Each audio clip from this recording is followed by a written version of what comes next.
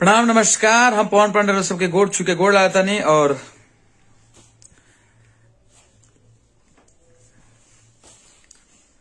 कभी कभी अच्छा चीज भी विवाद में आ जाला और विवाद ना होते हुए भी बहुत सारा विवाद बन जाला। अभी इसे तेल के बहुत सारा लोग विवाद बना दिल बा। जौन तेल गाना बा, कुछ दिन पहले हम वीडियो बनौले रहनी और सबके बीच में बहुत सारा सच्चाई दिखाए के कोशिश कर रही और सब बहुत प्यार आशीर्वाद दिले रही और सबसे मुंह तोड़ जवाब देनी हमारे गाना के सुन के। और गाना सबसे अच्छा रहल कि वन डे ही ट्रेंडिंग में आ गई। पहल के दिने ही ट्रेंडिंग में आयल और पहल के दिने वो 3 मिलियन 4 मिलियन प्लस कर गई और रउआ 10 मिलियन प्लस गाना हो गई आज के डेट में। तो 10 मिलियन प्लस गाना हो गई। बहुत सारा लोग के छाती पर सांप रेंगता। ऐसे बहुत सारा लोग का बर्दाश्त नहीं क्यों। तो और तहे दिल से शुक्रिया बा सब मीडिया वाला लोग के, भाई लोग के। बहुत अच्छा अच्छा न्यूज सब लोग बनौले बा। सभी जितना भी सम्मानित मीडिया वाला लोग बा सब के दिल से प्रणाम बा, नमस्कार बा। और जे हमारे से छोट बा ओकरा का आशीर्वाद बा। और बहुत अच्छा अच्छा न्यूज बनल वालो। लेकिन हर जगह कुछ जैसे कि जौ में घून होला नु, वैसे ही मीडियो में भी कुछ लोग घून बा। जैसे कुछ लोग दूषित मीडिया ओकरा का हम एगो नया नाम देता नहीं। बहुत सारा लोग के पीनी धली हमारे वीडियो देख के।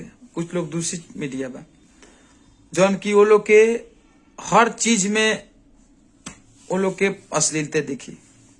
सरसों तेल रियली हमने के गांव देहात से जुड़ल बनी सन। और जब भी हमने के देह हाथ में दर्द होला तो सरसों तेल के मालिश कर ले सन। वैसे ठंडा में अधिकांश लोग सरसों तेल सर में लगा के, देह में लगा के घामा सेकेला ताकि शरीर में विटामिन डी एनर्जी मिले। और बहुत ठंडा लगेला तो गरम करू तेल कह के गोर में भी लगावल जाला। बहुत सारा चीज बा। बहुत सारा रहल बात वीडियो के। तभी एगो वीडियो आयल बा पठान फिल्म के करे शाहरुख खान और दीपिका पादुकोण के। ओमे तो कपरे नहीं खे, ओमे सारा खुलिया में लौकता।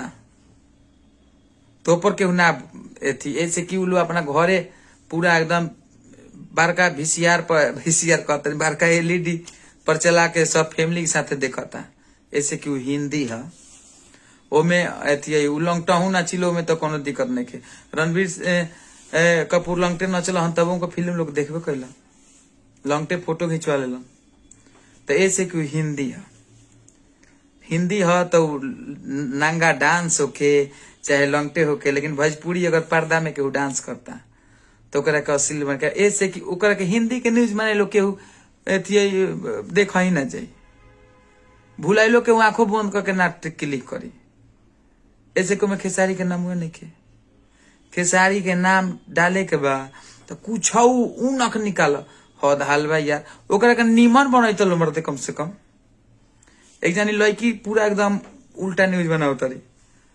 अब हम तन हमरा के लोग बोलते बा कि नाम लेके उनका कितना लोग के हिट करे ले बने। हाँ तो जेकरा जवन बोले के बा बोलो, बाकी हम नाम ना धरे। ऐसे नाम ना धरे कि जी न्यूज देखा था सब बुझता। एक जन लड़की बड़ी अरे हद हाल बा। सही में दूषित में कुछ प्रवृत्ति के यूट्यूबर वालों शर्म आवता हमारा दूषित यूट्यूबर लोग पर। अश्लीलता तो लोग फैले बा। कोनो भोजपुरी गाना में केहू केहू के गाड़ी ना देला। गाना में केहू केहू के गाना के माध्यम से केहू के गाड़ी ना देला।